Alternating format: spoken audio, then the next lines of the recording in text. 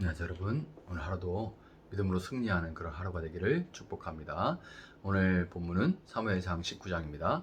사울이 그의 아들 요나단과 그의 모든 신하에게 다윗을 죽이라 말하였더니 사울의 아들 요나단이 다윗을 심히 좋아하므로 그 다윗에게 말하여 이르되 내 아버지 사울이 너를 죽이기를 꾀하시느니라. 그러므로 이제 청하노니 아침에 조심하여 은밀한 곳에 숨어 있으라. 내가 나가서 네가 있는 들에서 내 아버지 곁에 서서 네 일을 내 아버지와 말하다가 무엇을 보면 내게 알려주리라 하고, 요나단이 그의 아버지 사울에게 다윗을 칭찬하여 이르되 원하건대 왕은 신하 다윗에게 범죄하지 마옵소서. 그는 왕께 득죄하지 아니하였고 그가 왕께 행한 일은 심히 선함이니이다. 그가 자기 생명을 아끼지 아니하고 블렛 사람을 죽였고 여호와께서는 온 이스라엘을 위하여 큰 구원을 이루셨으므로 왕이 이를 보고 기뻐하셨거늘 어찌 까닭없이 다윗을 죽여 무죄한 피를 흘려 범죄하려 하시나이까. 사울이 요나단의 말을 듣고 맹세하되 여호와께서 살아계심을 두고 맹세하거니와 그가 죽임을 당하지 아니하리라. 요나단이 다윗을 불러 그 모든 일을 그에게 알리고 요나단이 그를 사울에게 인도하니 그가 사울 앞에 전과 같이 있었더라. 전쟁이 다시 있으므로 다윗이 나가서 블렛 사람들과 싸워 그들을 크게 쳐 죽이매 그들이 그 앞에서 도망하니라. 사울이 손에 단창을 가지고 그의 집에 앉았을 때에 여호와께서 부르시는 악령이 사울에게 접하였으므로 다윗이 손으로 수금을 탈 때에 사울이 단창으로 다윗을 벽에 박으려 하였으나 그는 사울의 앞을 피하고 사울의 창은 벽에 박힌지라. 다윗이 그 밤에 도피하매 사울이 전령들을 다윗의 집에 보내어 그를 지키다가 아침에 그를 죽이게 하려 한지라. 다윗의 아내 미갈이 다윗에게 말하여 이르되 당신이 이 밤에 당신의 생명을 구하지 아니하면 내일에는 죽임을 당하리라 하고, 미갈이 다윗을 창에서 날아 내리매 그가 피하여 도망하니라. 미갈이 우상을 가져다가 침상에 두이고 염소털로 엮은 것을 그 머리에 씌우고 의복으로 그것을 덮었더니 사울이 전령들을 보내어 다윗을 잡으려 하매 미갈이 이르되 그가 병들었느니라. 사울이 또 전령들을 보내어 다윗을 보라 하며 이르되 그를 침상째 내게로 들고 오라. 내가 그를 죽이리라. 전령들이 들어가 본즉 침상에는 우상이 있고 염소털로 엮은 것이 그 머리에 있었더라. 사울이 미갈에게 이르되 너는 어찌하여 이처럼 나를 속여 내 대적을 놓아 피하게 하였느냐. 미갈이 사울에게 대답하되 그가 내게 이르기를 나를 놓아 가게 하라. 어찌하여 나로 너를 죽이게 하겠느냐 하더이다 하니라. 다윗이 도피하여 라마로 가서 사무엘에게로 나아가서 사울이 자기에게 한 일을 다 전하였고 다윗과 사무엘이 나요스로 가서 살았더라. 어떤 사람이 사울에게 전하여 이르되 다윗이 라마 나요스에 있더이다 하매 사울이 다윗을 잡으러 전령들을 보냈더니 그들이 선지자 무리가 예언하는 것과 사무엘이 그들의 수령으로 선 것을 볼 때에 하나님의 영이 사울의 전령들에게 임하매 그들도 예언을 한지라. 어떤 사람이 그것을 사울에게 알림해 사울이 다른 전령들을 보냈더니 그들도 예언을 했으므로 사울이 세 번째 다시 전령들을 보냈더니 그들도 예언을 한지라. 이에 사울도 라마로 가서 세구에 있는 큰 우물에 도착하여 물어 이르되 사무엘과 다윗이 어디 있느냐. 어떤 사람이 이르되 라마 나요스에 있나이다. 사울이 라마 나요스로 가니라. 사울의 영이 그에게도 임하시니 하나님의 영이 그에게도 임하시니 그가 라마 나요스에 이르기까지 걸어가며 예언을 하였으며 그가 또 그의 옷을 벗고 사무엘 앞에서 예언을 하며 하루 밤낮을 벗은 몸으로 누웠더라. 그러므로 속담에 이르기를 사울도 선지자 중에 있느냐 하니라. 아멘. 자, 다윗을 죽이려는 사울의 악한 의지가 노골적으로 드러났고 그는 아들 요나단과 신하들에게 다윗을 죽이라는 명령을 내립니다. 그렇지만 그 누군들 이스라엘 구국의 영웅이요 겸손하게 백성들 앞에 출입하면서도 이스라엘의 적들 앞에서는 단호하고 담대한 이 다윗을 죽이겠다는 그런 생각을 할 수가 있었겠습니까? 특별히 다윗을 사랑했던 요나단은 다윗에게 사울의 의도에 대해서 알린 후에 그를 숨게 하고 자신이 직접 나서서 아버지와 담판을 짓습니다. 요나단은 사울 앞에서 다윗을 변호해서 그가 사울 앞에 죄를 짓지 않았을 뿐더러 오직 왕에게 득이 되는 나라에 득이 되는 선한 일만 하지 않았느냐 이렇게 말을 하고, 특별히 다윗이 목숨을 걸고 골리앗을 물리쳐서 이 위기에 빠졌던 나라를 구하지 않았냐. 그때는 왕도 다윗으로 인해서 참 기뻐했으면서 지금 대체 뭐 때문에 이러시는 거냐 하면서 참 공손하게 예의를 갖추면서도 부정할 수 없는 팩트 폭행이라 하죠. 아주 아버지에게 팩트 폭행을 막 날립니다. 사울은 사무엘상 9장 10절을 보면 이 종의 말에도 귀를 기울여 들을 만큼 듣는 귀가 열려있던 그런 사람이었죠. 요나단의 진심 어린 호소에 그래도 아직은 귀가 완전히 닫히지는 않았던 사울은 그의 말을 들어서 다윗을 죽이라고 내렸던 그 명령을 번복하고 다시금 다윗은 왕궁에 출입할 수가 있게 됐습니다. 그렇지만 사울의 이런 상태는 오래가지 못했는데요. 다시 쳐들어온 블레셋과의 전쟁에서 다윗이 또 승승장구를 하면서 승전보를 전하자 이 사울의 마음은 다시금 타오르는 시기 질투의 불꽃과 함께 다윗에게 왕자를 빼앗기고 말 것이라는 이 불안감에 이 사울의 마음이 사로잡히고 말았어요. 거짓을 속살거림으로 이런 마음에 사로잡히게 하는 것도 악한 영이고, 이런 상태에 빠진 마음을 틈타서 그 사람을 장악하는 것 또한 악한 영입니다. 다시금 강하게 악한 영에 사로잡힌 사울은 손에 단창을, 이 짧은 창을 들고 그를 위해서 수금을 타고 있던 다윗에게 던지는데요. 얼마나 세게 던졌는지 그 창이 그대로 벽에 꽂혀버렸을 정도였습니다. 감사하게도 이 창을 피한 다윗이 집으로 도망쳤을 때 사울은 그의 집으로 사람을 보내서 지키다가 다윗이 잠들어 가지고, 이제 아무래도 다윗이 영웅이잖아요. 다윗이 멀쩡하게 깨 있고 지금 창 던진 거 피하고 나서 이제 바짝 긴장하고 있을 때 쳐들어가면 피해가 참 많으니까 다윗이 잠들어서 저항이 약해질 아침에 그를 죽이자, 이렇게 생각을 하는데요. 하나님은 요나단을 통해서 보이지 않게 다윗을 도우셨던 것처럼 이번에는 다윗의 아내 미갈의 꾀를 통해서 다윗을 구해내십니다. 미갈은 창문에 밧줄을 메어 달아서 다윗을 탈출시키는데, 낌새가 뭔가 이상하다는 것을 눈치챈 사울이 사람을 보내서 집 안으로 들이닥치자 미갈은 집에 있던 우상을 침상에 염소털로 또 머리를 이렇게 덮어놓고 그럴듯하게 사람이 누운 것처럼 꾸며놓고 다윗이 병들었다고 속삭입니다. 그러니까 이게 또 무슨 전염되는 병이면 어떡해요. 그래가지고 주저하는데, 미갈의 이 꾀로 인해서 시간이 지체되고 화가 난 사울이 병들었건 말건 다윗을 침상째 들고 자기 앞으로 오라고 했을 때, 이제 딱 그래서 이제 들고 가려고 보니까 그게 우상이었죠. 그걸 알고 난 후에는 다윗은 이미 멀리 달아난 때였습니다. 사울의 이 추궁에 다윗이 탈출을 돕지 않으면 죽이겠다고 협박을 해서 어쩔 수 없이 협력했다라고 말하는 이 미갈 앞에, 또한 미갈을 통해 일하시는 하나님 앞에 사울은 그 권력을 가지고도 아무것도 할 수 있는 게 없었습니다. 다윗의 집에 우상이 있었다는 것은 의아한 일인데요. 미갈은 비록 다윗과 혼인하기는 했지만 그럼에도 불구하고 아버지 사울의 영향으로 우상 숭배 문화에 젖어 있었고, 우리는 이를 통해서 하나님은 비록 믿지 않는 사람을 통해서라도 하나님의 사람을 도우신다는 것을 알 수가 있는 겁니다. 하나님은 믿는 사람만의 하나님이 아니에요. 믿지 않는 모든 사람들을 다 통치하시는 우주의 왕이십니다. 집에서 이제 도망친 다윗은 그대로 라마에 거하던 사무엘에게 가서 그동안 있었던 일들을 전하는데요. 사무엘은 다윗을 선지자 학교가 있었던 라마의 나요시라는 지역에 데려가서, 마을에 데려가서 그곳에서 예배하면서 함께 지냅니다. 이쯤 되면 사울도 보이지 않게 자신을 막아서는 손이 있다는 것을 깨달았어야 되는데요. 악한 영에 사로잡혀서 이미 영적인 소경이 돼버린 사울은 다윗이 하나님의 사람 사무엘과 함께 있다는 것을 알면서도 아랑곳 없이, 지금은 사무엘도 죽여버릴 판인데요, 아랑곳 없이 그곳으로 군사를 보냈습니다.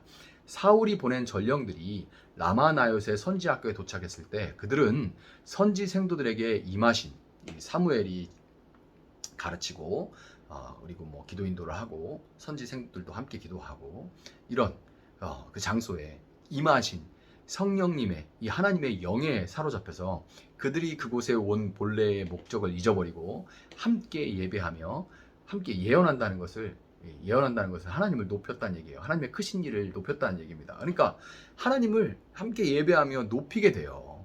이 다윗을 잡으러 왔던 사람들이 어떤 사람이 오든 어떤 마음으로 오든지 그곳에 모인 예배자들에게 강력하게 임재하신 성령에 의해 모든 것을 내려놓고 함께 한 분 하나님을 경배하는 라마 나요스의 모습은 이 시대 교회가 회복해야 될 그런 모습이 아닐 수가 없습니다. 지금 비록 그렇게 있지는 못하지만 우리 교회도 예배 전에, 정말 예전에 전통 교회들에서 권사님들이 그냥 예배 때 전에 그냥 일찍 오셔서, 어떤 분들은 막 새벽 예배 때 오셔가지고 그냥 그대로 아침 식사 하시는 분 많은데 계속 예배를 위해서 중보했던 것처럼, 그러면서 그 성령이 임해서서 목사의 말이 그렇게 좀 어눌하다 해도 거기에 막 하나님이 임재하심을 말미암아서 그냥 억지로 끌려온 사람, 어쩌다 한번 나온 사람, 아니면 어떤 다른 목적을 가지고 뭐 장사하려는 마음, 여러 가지 마음들을 가지고 모여든 사람들이 다 그냥 함께 한 분 하나님을 높이는 그런 일들, 예배 한 번으로 많은 사람들이 영혼이 하나님께 돌아오는 그런 일들이 일어나도록 기도 운동이 다시 일어나야 될 줄 믿습니다. 이것은 교회가 회복해야 될 그런 모습이 아닐 수가 없어요.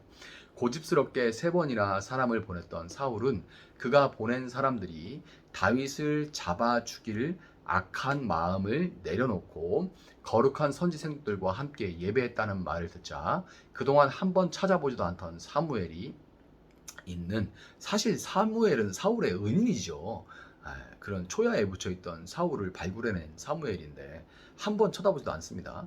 그 사무엘을 정말 찾아서 라마 나역까지, 자기 목적을 위해서 라마 나역까지 직접 내려옵니다.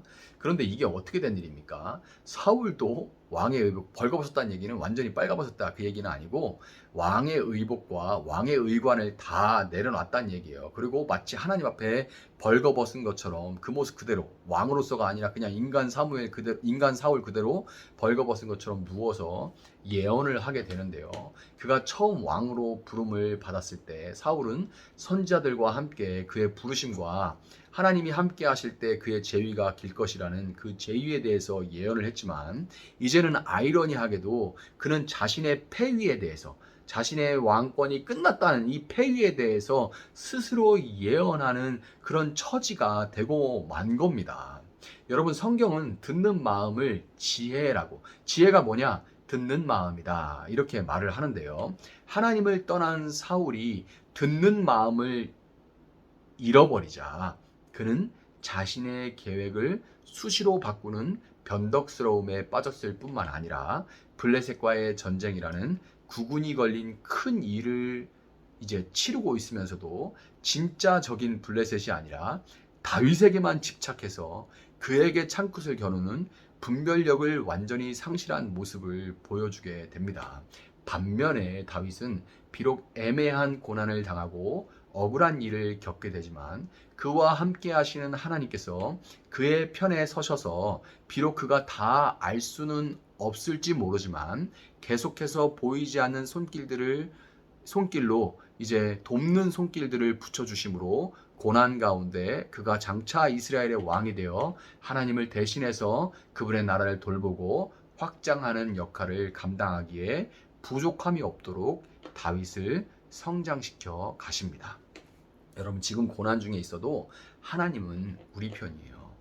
혹시 내가 고난 중에 듣는 마음을 잃어버리고 사울처럼 하나님 앞에 변덕스러운 모습을 보이고 있는 것은 아닌지 여러분 돌아보시고, 오늘도 우리 삶 속에 다양한 돕는 손길들을 보내줘서 그들을 통해 말씀해 주시고 응원해 주시는 주님의 음성을 들으시고 또 하루를 성장하고 성숙해 갈 수 있는 여러분들이 될 수 있기를 예수님의 이름으로 축복합니다. 잠시 기도하겠습니다. 사랑하시는 하나님, 감사합니다. 저희들 믿는 자로 살아가기에 참 어려운 일들이 많고 고난 가운데 낙심하고 듣는 귀를 잃어버릴 때가 참 많습니다. 그러나 다시금 우리가 귀를 열고 우리 삶 속에서 손길을 뻗쳐서 보이지 않게 역사하시는 주님의 음성을 듣습니다. 우리 가운데 역사해 주시고 이 고난 가운데도 주님을 바라보게 하시고 주님의 이름으로 나아가게 하시며 그 가운데서 우리가 더욱더 예수님 닮은 모습, 주의 나라를 위해 사용되기에 합당한 모습으로 성장해 갈 수 있도록 저희들 한 사람 한 사람들을 붙들어 주시옵소서. 그렇게 행하실 놀라우신 하나님, 우리의 목자 되신 주님을 찬양하며 감사하며 예수님의 이름으로 기도합니다. 아멘. 오늘 주신 말씀 붙들고 계속해서 기도합니다.